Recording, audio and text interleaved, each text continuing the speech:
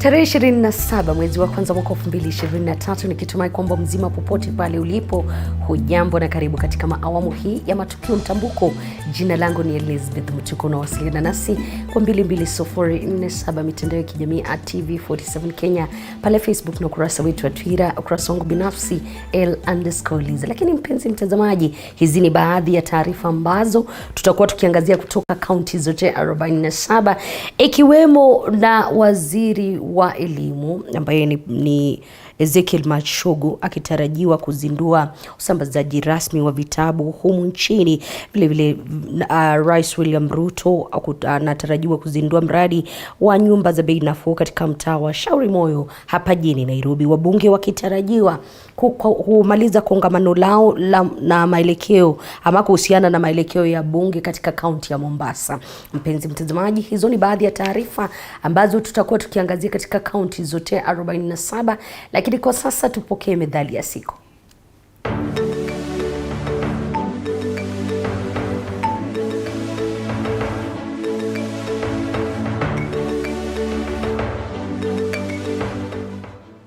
Methali ya leo: tamu yataka milele, ikiisha na wakati ungali mbele huwa mwele, kwa tamu ulioonja mbele. Maana ya neno mwele ni mgonjwa. Maana yake, kitu ambacho ni kitamu hutaka kuwepo milele, kwani kikiisha mtu akiwa bado anakitamani, mtu huyo atakuwa na hamu kubwa nacho kwa kukumbuka utamu alioupata hapo awali. Matumizi: hutumiwa kuelezea mtu ambaye anakitamani kitu au hali nzuri aliyokuwa nayo hapo awali ambayo sasa haipo.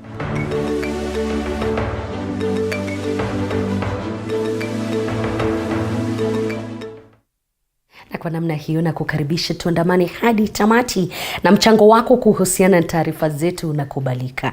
Katika taarifa yetu ni kwamba wanachama wa chama cha UDA katika kaunti ya Kisumu wamesuta vikali kinara wa Azimio la Umoja Raila Odinga kwa matamshi yake kwamba hatambui Rais William Ruto kama rais wa taifa hili kutokana na kile anachodai ama wanachodai ni kunyakuliwa kwa ushindi wake. Viongozi hawa wamesema kuwa Nyanza inamtambua Rais William Ruto kama kiongozi wao. Pia wametoa wito kwa wananchi kutokubaliana na semi za Odinga. Aidha, viongozi hao wamepuzilia mbali dhana kuwa eneo la Nyanza ni ngome ya Azimio, wakisema kwamba Nyanza haina ama Raila Odinga hana usemi wote kuhusiana na yale wananchi wanayotaka. Leaders, we appeal to the residents of Kisumu County and Nyanza as a whole to recognize and work with the government of the day for the betterment of our lives. We cannot work outside the government. The government was duly elected. Sisi youth kutoka hii eneo tuna recognize President William Samoei Ruto na deputy wake Rigathi Gachagua. Na kuna vile mtu anaweza kutuambia ati tutamwasimu kwani government ni gani? Ku-entertain wanasiasa kwa maviwanja, wanajaza, wanaita maviwanja, tunaenda tunajaza, then wanachukua advantage, wanaenda wanatuacha. Tear gas ikikuja tunakula tear gas, mawe ikikuja ni sisi ndio tunangangana nayo, risasi ni sisi. We are organizing a bigger consultative meeting, and we are going to inform you in due course. So for us it's just to popularize our party, get more people on board, because Nyanza is not an isolated region for someone to capture it. Na wakilishi wa jamii za Pokot na Turkana wamefanya mkutano kutafuta amani kundi la Suguta, hasa eneo la Kapedo ambalo limekumbwa na mzozo kwa miaka mingi kwa sasa. Ukosefu wa usalama umelazimisha shughuli za usafiri kustatizika, wakishindwa kusafiri kutoka eneo moja hadi lingine. Sasa wakiomba serikali kuingilia kati ili kwao kuweza kufaidi kupata shughuli ambazo ni muhimu. Mkutano huo uliofadhiliwa na shirika la Interpace kwa ushirikiano na tume ya uwiano na utangamano NCIC ulifanyika katika eneo la Chemolingot, eneo bunge la Tiaty, kaunti ya Baringo, ili kuleta uwiano baina ya jamii hizo mbili. Tuna target kuleta hawa watu pamoja waweze kusema ni nini shida, na wameweza kujitambua. Wamesema kuna vijana ya mahali fulani 5, kuna pande ile tena ya Turkana 5, kuna upande ya Pokot sijui kijana fulani, na tumeweza kuidentify. Shughuli za usafiri katika barabara ya Chemolingot kuelekea Kapedo zimelemazwa kwa muda mrefu kutokana na ukosefu wa usalama katika maeneo ya Napeotom, Lomelo na Nadome zilizoko Turkana Mashariki. Shida ya hiyo barabara ni mambo ya kuuana. Sababu vile hiyo barabara vile ilifungwa, wakora wakienda kuiba, mambo inaanzia kwa center tu huko Kapedo. APR wakaanza kutumia malori ya polisi. Sasa ile wanaenda wanaminika marisasi kwa nje ya barabara. Sasa hapo barabara ikafungwa. Ukosefu wa usalama umepelekea wakazi wa Turkana Mashariki kukumbwa na baa la njaa kwa kukosa mahitaji yao ya kila siku wanayotarajia kununua kutoka Marigat, huku wenzao wanaotoka jamii ya Pokot wakikosa huduma za afya katika eneo la Kapedo kutokana na uhasama uliopo baina ya jamii hizo. Hakuna maendeleo yoyote ambayo imefanyika kwa hiyo area yetu. Hakuna barabara, hakuna shule, hakuna kanisa, hakuna hospitali. Ni hiyo maneno ndio imechangia tena, ndio watu wanakuwa sasa reserve zaidi. Hata hivyo, wawakilishi wa jamii hizo sasa wameapa kuzika tofauti zao na kuanza ukurasa mpya wa maridhiano. Kamishna wa kaunti ndogo ya Tiaty akitoa wito kwa wananchi kukomesha mashambulizi. Saa hii mimi kwa sana na rafiki yangu hata mimi kwa hapa njia. Ama mimi taua yeye. Si afadhali nikisameana tu. Ndio hiyo anataka. Kwanza barabara ya kutoka Chemolingot mpaka Kapedo, mpaka Lomelo, mpaka Napeotom ifunguliwe ili watu wapate kupita, kwa hata wale ambao wanaleta vitu vya kutusaidia kama vyakula, wanaleta mambo ya issues za elimu.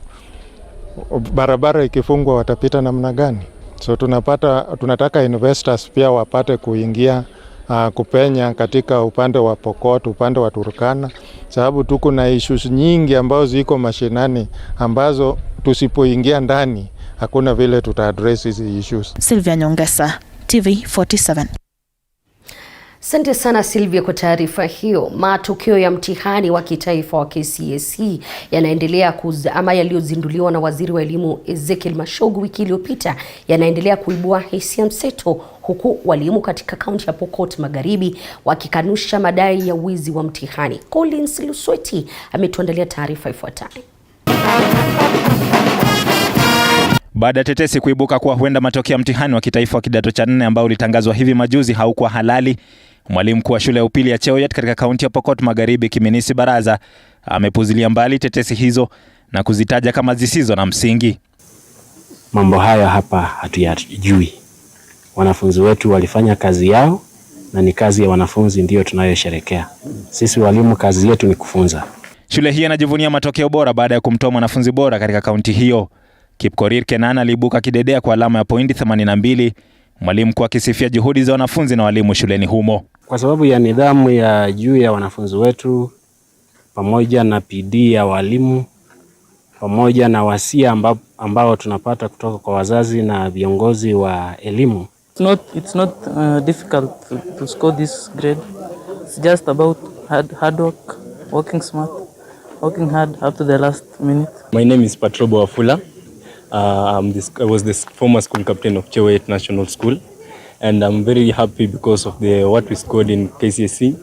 It was all about determination in this. Baraza hata hivi anadokeza kuwa shule hiyo inakabiliwa na changamoto ya miundombinu ya kutosha kumudu idadi kubwa ya wanafunzi shuleni humo, hali ambayo inashuhudiwa katika shule nyingi kaunti ya Pokot Magharibi, huku akiwataka wadau wa elimu kuingilia kati na kunusuru hali hiyo. Katika mabweni ni haba na hata madarasa hatuna ya kutosha. Kwa hiyo ni mwito wangu kwamba washikadau wote waweze kutusaidia ili tuweze kupata this infrastructure that we are lacking in our school so that we can admit more students to our school. Haya kijiri, mamia ya wanafunzi kutoka familia zisizojiweza ambao walifanya vyema katika mtihani wa kitaifa wa darasa la 8 wamenufaika pakubwa na udhamini wa masomo utakaogharimia elimu yao hadi wakamilisha elimu ya shule ya upili. Udhamini huo kwa jina Tufuzu na Elimu umedhaminiwa na benki ya Family chini ya wakfu wa Family Bank Foundation. Mpango huo unalenga wanafunzi kutoka familia maskini katika kaunti 35 nchini. So we are commissioning them by giving them a scholarship package courtesy of Family Bank that involves tuition fees, it involves accommodation, books and school uniform for 4 years. In addition to the scholarship package, we will be giving them a and coaching program throughout their career. Collins Lusweti, TV47. Kwa kazi hiyo ya safi ya Collins Lusweti, tunaingia katika masuala mengine, na ni kwa baada ya ripoti ya mkaguzi mkuu kutoka kaunti ya Nyamira kuibua maswali kuhusu matumizi ya hela za umma, uwepo wa miradi mingi kwa kaunti hiyo iliyosimama, pamoja na utumiaji mbaya wa hela za COVID-19. Kamati ya uhasibu na uwekezaji sasa inataka katika kaunti hiyo ikiongozwa na Alice Manoti na waziri wa fedha katika kaunti hiyo Emily Oganga inawataka kufika mbele yake ili kujibu maswali kabla ya ripoti hiyo kuwasilishwa katika bunge la Seneti. Kamati hiyo imependekeza wanaohusika kupewa muda wa siku 7 kabla ya kutoa ripoti kamili.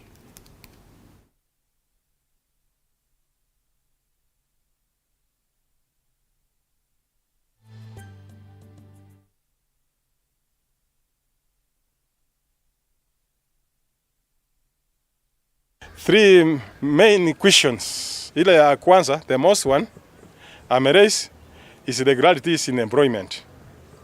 Njia watu wanaandikwa hapa, including the service board itself. Vile imeingia ndani, imepita kwa njia ya mikato. Kuna pesa ya COVID-19 ambayo ilikuwa 2020 mpaka saa hii ile kazi ilikuwa ifanye, ichaonekana, ichafanywa. It has not been cleared. Kuna njia vitu zinanunuliwa pia is an issue in that, and the way even the contracts are awarded. Tukauliza wapi hiyo report, hawakuwa nayo. Ilipiti watungoje wailete, wakaileta, tukaona hatuwezi endelea na mazungumzo na kuchunguza hiyo report. Tukaona tupewe muda ya wiki moja tuangalie hiyo report vizuri, ndio hata sisi tukiandikia Senate, kwa sababu hii ni kazi yetu, we will give a recommendation to Senate vile tumeona, kwa sababu sisi tutatembelea ile miradi imefanywa na ile haijafanywa, na hata picha tutapiga, tutaattach. Hakuna mtu atakutanganya. Na afisi ya mshauri wa rais kuhusu masuala ya kijinsia imeandaa kongamano ambalo limeleta pamoja washikadau na wataalam wa masuala ya kijinsia ili kutathmini mianya inayosababisha idadi ya wanawake bungeni kuwa ndogo mno. Hatua hii inajiri baada ya aliyekuwa jaji mkuu David Maraga kutaka bunge livunjiliwe mbali kwa ukosefu wa uwakilishi sawa wa kijinsia wa theluthi 2. Tuvuke kwa sasa moja kwa moja ambapo mkutano huo unaendelea, tusikie yanayojiri. That we get to look at a constitutional moment, if I may borrow that term, and specifically addressing the issues that Professor has already spoken. But allow me to recognize CS for this great initiative that you've actually been able to bring the voices of both government and the civil society and other players to be able to champion or reevaluate what issues actually need to go forward. I want to speak as a constitutional lawyer and also as a representative of the Kenya Law Reform Commission, that as a Law Reform Commission, we have actually participated in terms of constitutional implementation post-promulgation. You recall that it is the Kenya Law Reform Commission and the Office of the Attorney General and Department of Justice and the defunct Commission for the Implementation of the Constitution, CIC, that were tasked with the development of bills that were required to implement this constitution. I want to affirm that we did our task. All the bills that were required to implement the 2010 constitution were channeled through the Kenya Law Reform Commission and of course through cabinet, except one single bill, and that is the gender bill. So the chairperson has already highlighted the attempts, about 9 of them, that were required to actually actualize the realization of the 2/3 gender principle in the Constitution, but none of them succeeded. There is a saying, and I believe most of us know, that the 13th hour is the best hour. Chair said we are in the 13th parliament. So the 13th moment is here with us. And straight away, then I would go to the provisions that require amendment based on the President's memorandum to Parliament. One of them is Article 97 of the Constitution. This article talks about the composition of the National Assembly, which currently provides for 290 single-member constituencies, the 47 women representatives, 12 nominated seats, and then the Speaker, who is an ex-officio member. So the current composition of the House, as currently constituted, the chair of the GEC has given us the numbers. If we have in the National Assembly elected 28, initially there were 29, but now because of the Alice Bahome seat, we now have 28. The 47 women representatives, the 5 nominated women, then we have a deficit to be able to achieve the 2/3 gender principle. So the recommendation, which I believe is what we are here to discuss, is to amend Article 97 of the Constitution to allow for special seats of persons who then would be able to give us the threshold numbers that we require to meet the 2/3 gender principle. I've used the word person very intentionally. As a former civil society activist, I worked with Femnet. So person does not mean men or women only, isn't it? It is gender insensitive. So it doesn't mean whether it is female. So in the next a couple of years, it could be men who need the nominations. So there are very good provisions, and we are going to borrow, if time allows, from the provisions of Article 177, which allows for nomination of special seats. Taarifa ambayo tunafuatilia moja kwa moja, wanahabari wetu baadaye watakuwa wakitueleza mengi kuhusiana na hilo. Na idara ya jeshi nchini imesema kuwa itaendelea na jukumu lake la kuimarisha usalama katika kaunti ya Lamu ili kufanikisha ujenzi wa miradi mbalimbali ya serikali. Idara hiyo imesema kuwa kuna haja ya ushirikiano kati ya wananchi na idara zote za usalama katika kaunti hiyo kama njia mojawapo ya kuboresha usalama, licha ya wenyeji kulalamikia ukosefu wa chakula, maji na barabara nzuri. Viongozi wamesema kuwa ipo haja ya watoto kupelekwa shuleni, kwani serikali ya kaunti na afisi ya mbunge zimechukua jukumu la kuwasomesha watoto wote.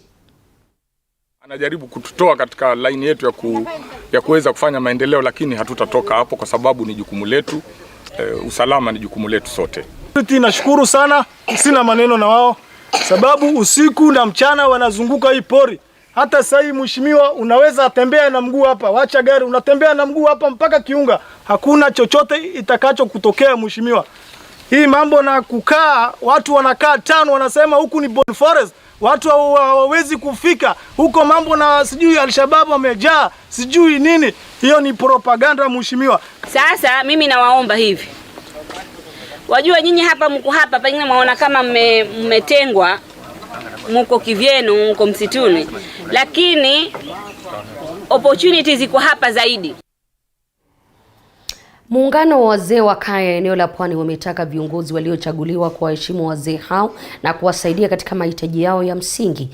Kupitia muungano huo wamepanga kuweka mikakati ya kuwasilisha hoja zao kwenye viongozi wakuu ili waweze kupewa hadhi wanayostahili. Wakizungumza katika msitu wa Kaya Fungo, msemaji wa muungano huo wa Mijikenda Elders Association Naomi Sidi amesema kuwa wazee wa kaya wamekuwa wakidharauliwa na viongozi wa kisiasa kuwatumia wakati wanapotafuta nyadhifa za uongozi, ila wanapochaguliwa wanasahaulika.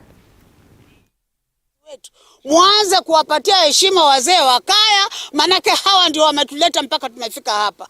Kila region ya Kenya nzima, si wa Jaluo, si wa Kikuyu, si wa Kamba, si wa Kalenjin, wako na Council of Elders. Lakini ukifika Pwani unasikia kama ni watu mmoja mmoja anaenda kwa rais. Mimi nitaenda kwa rais kusema hivi, nitaenda kwa rais kusema hivyo. Nataka serikali itusimamie kidete. Na hapa sisi tunazunguka katika hizi kaya zote. Leo hii tuko Kaya Fungo, iko Cliff. Hapa kuna chamani ambaye pia tumemuunga mkono makaya yote 9 awe chamani wa hapa Kaya Fungo. Yeye hatutaki afanywe kama kiboi, atumike. Na mzee mwenyewe ni huyo. Maisha imekuwa gali, na si wa Mijikenda peke yake, Kenya mzima, lakini tumeona jamii zetu wale wengine wanajipanga. Ndio saa hizi tumeanza mwelekeo wetu. Wakati nikisikiza taarifa hiyo imenikumbusha kuwa mwelekezi wetu na ambaye ni kiongozi wetu katika chumba kile cha habari ambaye ni Kenneth Kazungu huwa napenda kunikumbusha wazee wa kaya, lakini story yenyewe nitakwambia hapo nikikamilisha taarifa hizi. Lakini kamati ya kupambana na masuala ya dharura kutoka kaunti ya Meru inayoongozwa na gavana wa Meru Kawira Mwangaza pamoja na kamishna wa kaunti hiyo Fred Ndunga imesema kwamba shughuli ya kuchanja mifugo katika kaunti hiyo itaanza katika siku za hivi karibuni ili kupambana na magonjwa yanayotokana na ukosefu wa chanjo hizo. Wakizungumza katika afisi ya kamishna wa kaunti hiyo, walitoa hakikisho kwamba zaidi ya mifugo 60,000 inayotolewa nje ya kaunti hiyo kutafuta malisho watalazimika kupewa chanjo ili kuweza kuzuia ugonjwa kama vile kimeta. Aidha, mchamko wa kusambaa kwa chakula ama kusambaza chakula katika maeneo ya kaunti hiyo inatokana na ukosefu wa chakula cha kutosha, hivi wakilazimika kuingia katika kaunti zingine hivyo kuweza kuzuia maradhi. Jambo la pili, tutaanza tena kusafirisha maji, ile tunaita kwa Kiingereza water tracking. Tutaanza. Jambo la tatu ni kwamba tutaanza kuchanja mifugo. Hivi tunapozungumza kuna mifugo wengi tu wametoka nje ya kaunti na wanaingizwa kwa wingi kwa malori usiku na mchana. Kwa hivyo tumeamua kama kamati, kila mifugo itakayoingia katika eneo la Meru kutoka nje ya Meru itachanjwa kwanza. That definitely will bring about some security challenges in terms of conflict within the locals and the foreigners. But let us assure that we have put measures in place to curb all that. We'll put a buffer zone now between the locals and the newcomers and let the camels which have come as far as Wajir, cows which have come as far as from Marsabit, to graze in our lands but with the provided security. Na kwingineko ni kuwa gavana wa kaunti ya Kwale Fatuma Achani ameukaribisha uamuzi wa mahakama ya Mombasa uliotupa nje kesi dhidi yake na kusema kuwa alichaguliwa kihalali katika uchaguzi mkuu wa Agosti tarehe 9 mwaka 2022. Aidha, Achani sasa amewataka mahasimu wake wa kisiasa kujiunga naye kwa minajili ya kufanya kazi kwa wakazi wa Kwale ili kuimarisha kaunti yenyewe. Hayo yanajiri baada ya wapiga kura wawili Ziwe Pala na Suleiman Mwanguku waliowasilisha kesi katika mahakama ya Mombasa kupinga kuchaguliwa kwa Achani.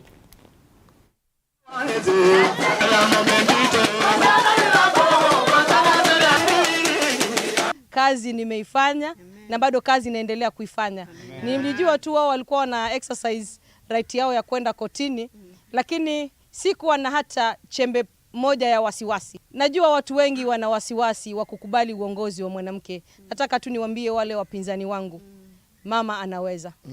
Wakuje mezani tuendelezeshe Kwale. Mimi niko tayari kufanya kazi na mtu yeyote kwa ajili ya maendeleo ya Mkwale. Kama tulivyoahidi na kama gavana alivyoahidi ni kwamba tutafanyia kazi wa Kwale pasipo ubaguzi. Sasa tulikuwa tukisema kwamba uchaguzi umeisha. Sasa imedhihirishwa na koti kwamba uchaguzi umeisha kweli kweli. Kumekuwa na tension nyingi hapa Kwale. Sasa tunajua kuwa biashara zetu, kama mimi ni mfanyabiashara mdogo yani hustler, najua biashara zetu kuwa.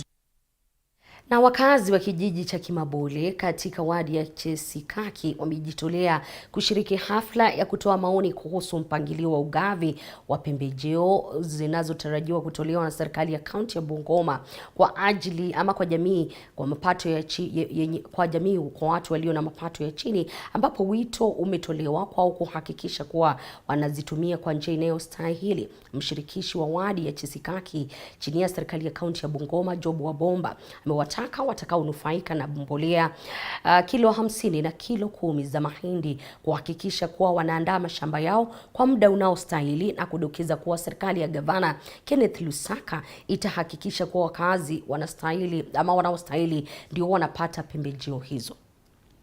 4, 5, 6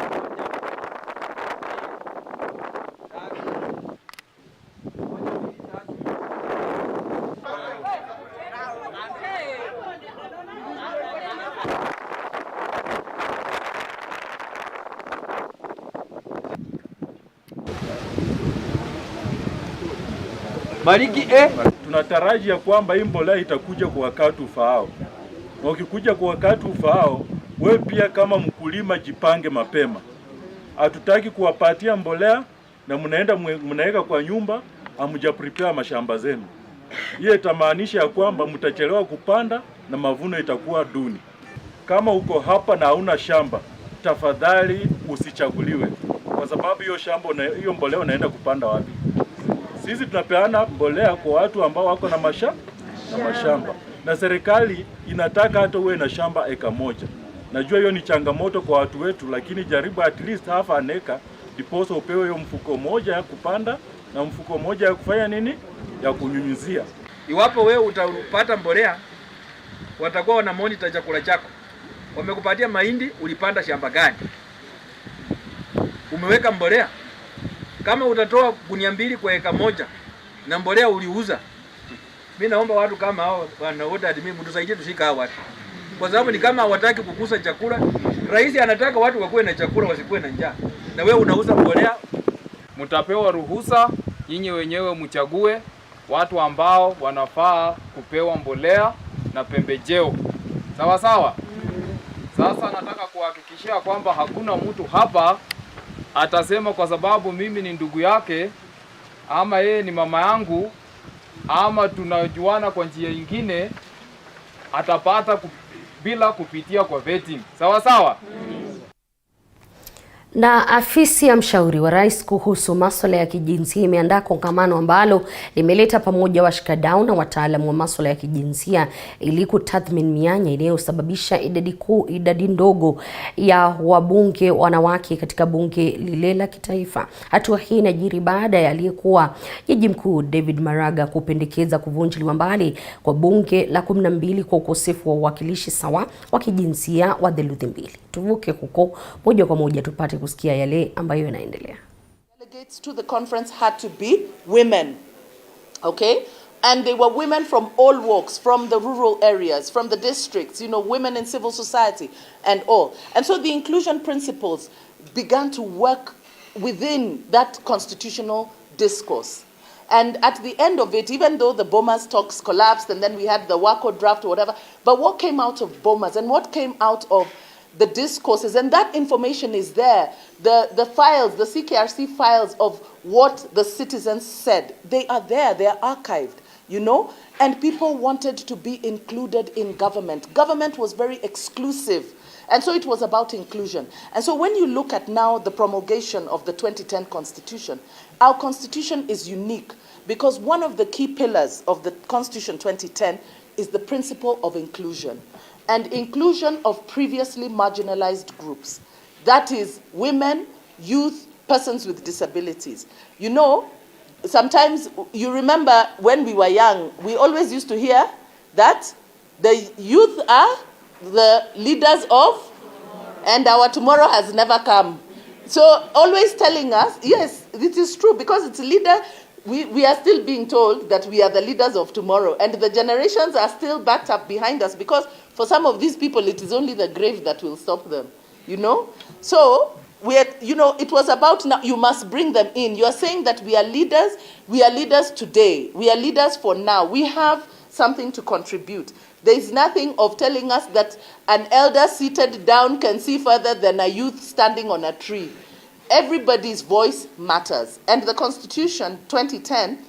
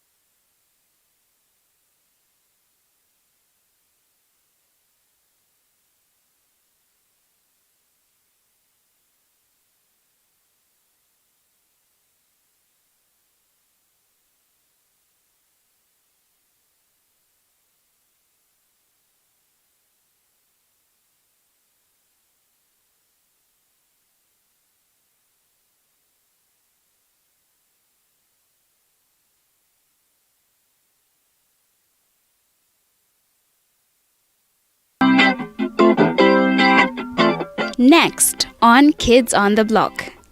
We have a fun-filled episode just for you guys. We're going to be learning about Legos and coding.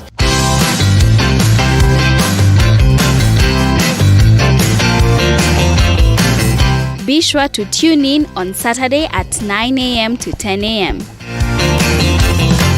Authentic, natural, planned.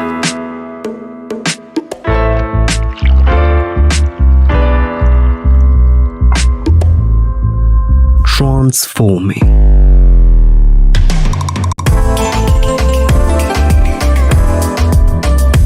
Endless benefits.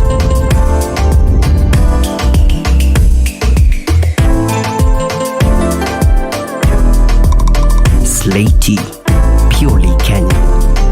Buy now on Jumia or Amazon.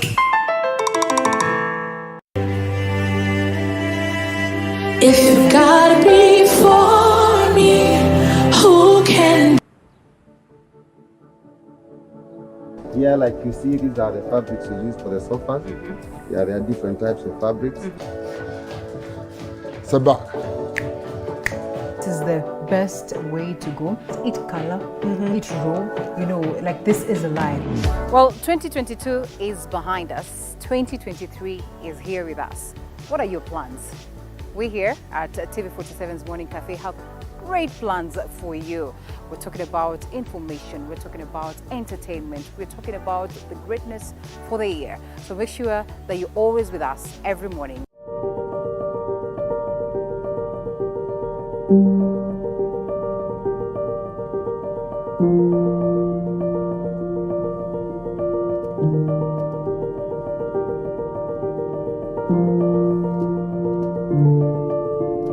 Kwa muonekano wao hauwezi ukajua waliopitia, kwa sura zao zinapong'aa hauwezi ukafahamu changamoto zao.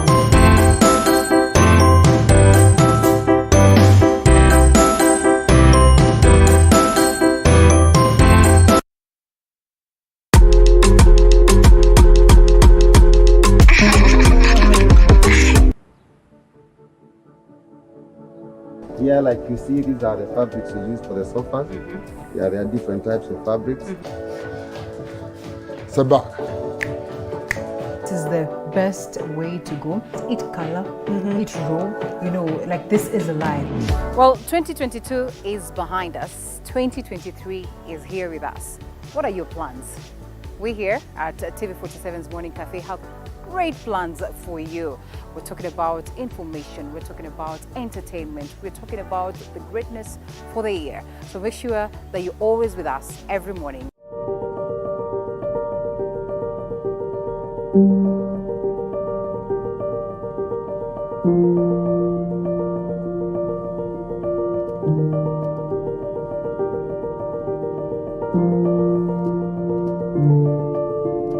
Kwa muonekano wao hauwezi ukajua waliopitia, kwa sura zao zinapong'aa hauwezi ukafahamu changamoto zao. Nyuma yao ipo stori na historia. Katika kipindi Mfahamu Kiongozi tunakupa nafasi kuweza kuwafahamu kila siku ya Alhamisi kuanzia saa 1:30 kuendelea. Nami Elizabeth Mutuku.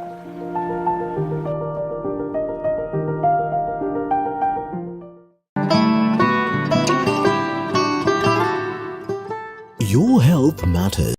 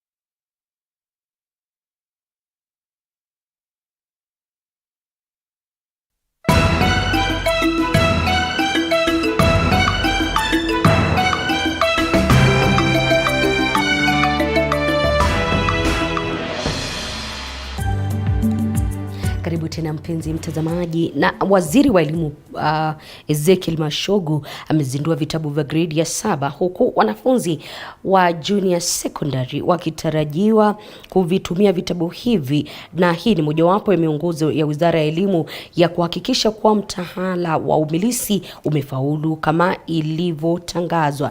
Lakini kwa sasa mpenzi mtazamaji, tutaingia huko moja kwa moja katika dakika 2-3 zijazo. Lakini chama cha walimu nchini NAT kina uhakika kwamba serikali ya Kenya Kwanza imeweka mipango kabambe kuhakikisha kuwa mtaala wa CBC umefanikishwa. Viongozi wa chama hicho sasa wanawataka wazazi kutoa wasiwasi wowote kuhusu matokeo ya elimu hiyo, haswa wanafunzi wa gredi za 7 na 8 na 9, kwani walimu wataandaliwa vilivyo.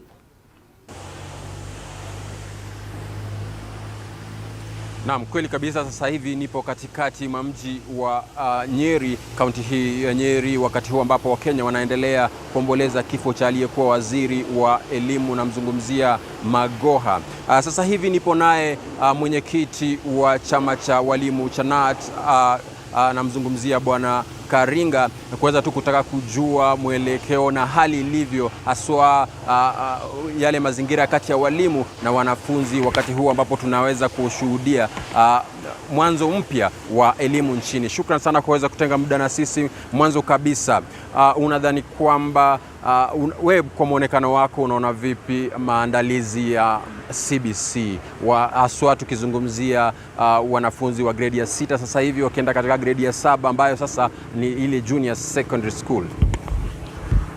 Asante sana.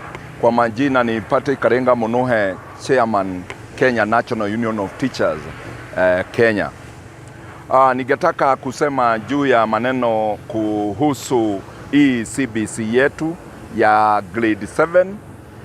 Tunajua na tunaelewa ati next week, that is wiki ijayo, tutakuwa na grade 7 wale ambaye wameshatoka grade 6. Na tunajua na tunaelewa vile serikali yetu tukufu vile imejipanga na hii muhura au na hii system ile imeingia sasa yetu ya CBC.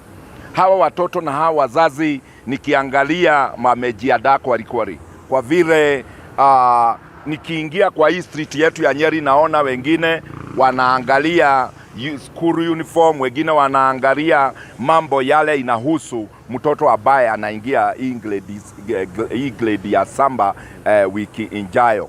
Ningetaka kusema kuhusu serikali vile inatueleza, mimi tunaelewa ati wakati unatoka au wakati nyinyi mnajipaga kwa kitu fulani, lazima kiwe na matatizo yake. It has its own challenges all the way. Kwa hivyo sisi tungetaka kuambia serikali kuhusu sana hii walimu wetu wale wanakuja kuchukua hii maneno ya kusomesha watoto wetu wa hii system yetu ya CBC. Tayari tunajua tumeshafanya hii maneno ya interview na tunajua wale walimu tarehe 30, hiyo ni tunataka kusema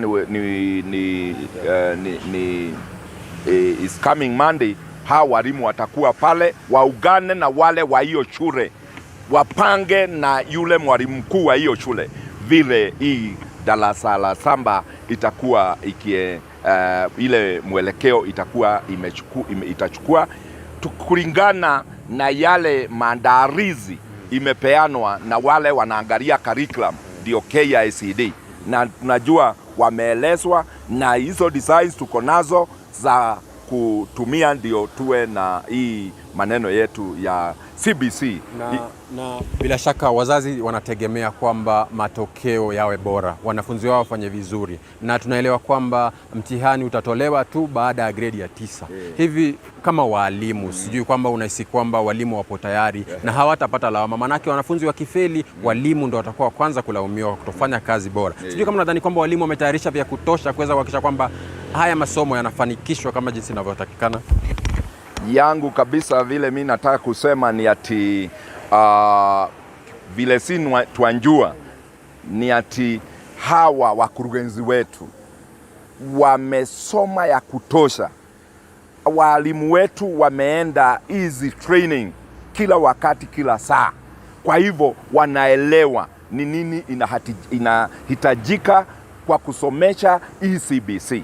Kwa hivyo mimi sioni matatizo yoyote. Ile matatizo tuko naye kidogo ni ile tu ya serikali kuwa wakati huu pengine serikali haina fedha zile za kutosha.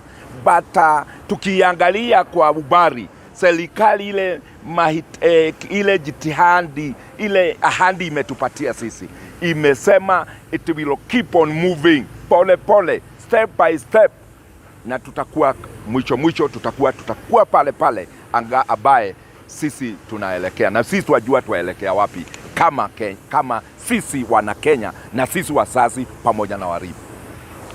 Shukrani sana, na bila shaka kama ulivyosikia kutoka kwa Bwana Karinga, kuna matumaini ya kufanya vizuri na kupata mwelekeo ambao unafaa. Olo Hores kutoka kaunti ya Nyeri.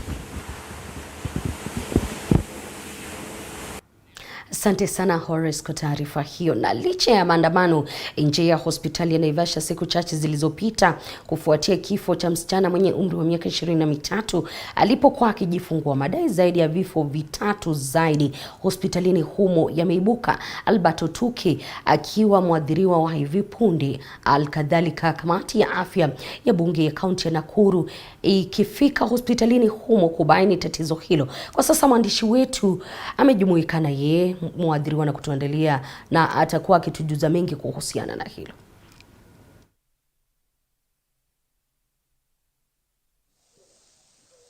Asante sana mwenzangu studioni, mbashara kutoka hospitali kuu ya Naivasha hapa mjini Naivasha, ambao umekumbwa na matatizo si haba, jinsi ulivyotangulia kujulisha watazamaji wetu kwamba